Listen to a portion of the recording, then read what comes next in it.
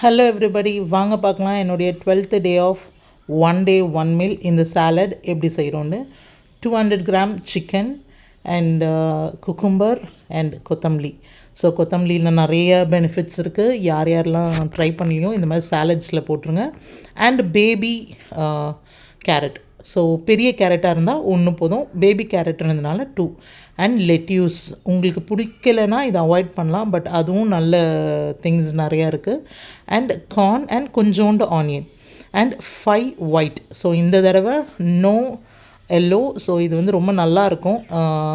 அதுக்கு ஒயிட்டை வந்து நான் க்ரம்பிள் பண்ணி தனியாக வச்சுருக்கேன். அதுக்கு முன்னாடி வெஜிடபிள்ஸ் ஃபுல்லாத்தையும் நான் மிக்ஸ் பண்ணிட்டேன்.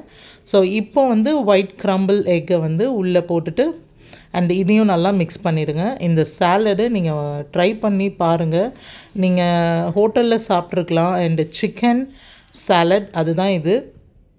ரொம்ப ரொம்ப நல்லாயிருக்கும். இதுக்கு ஒரு சட்னி நம்ம ப்ரிப்பேர் பண்ண போகிறோம். அதுதான் என்ன எப்படின்றத வந்து நான் இப்போ உங்களுக்கு காட்ட போகிறேன்.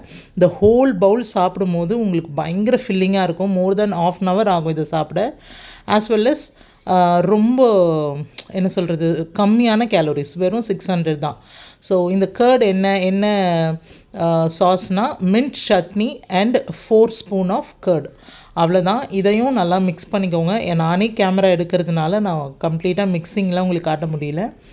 கைஸ், இந்த சாலட் சூப்பராக இருந்தது. அண்ட் 2 ஆரஞ்ச், பீனட்ஸ் அண்ட் பாதாம். அண்ட் பாதாம் இன்னும் 10 எடுக்கணும், பிகாஸ் நான் வந்து இந்த தடவை ஷூட் பண்ண மறந்துட்டேன். ஸோ அதனால் ரீஅரேஞ்ச் பண்ணேன். பாதாம் அங்கே இல்லை, அதனால் நான் 2 வச்சுருக்கேன். ஸோ பாதாம் ஒரு 10 பாதாம் கிட்டே எடுத்துக்கோங்க. என்னை பார்த்தாலே உங்களுக்கு தெரியும், it's too delicious, too good. நான் வந்து மறந்துட்டேன்.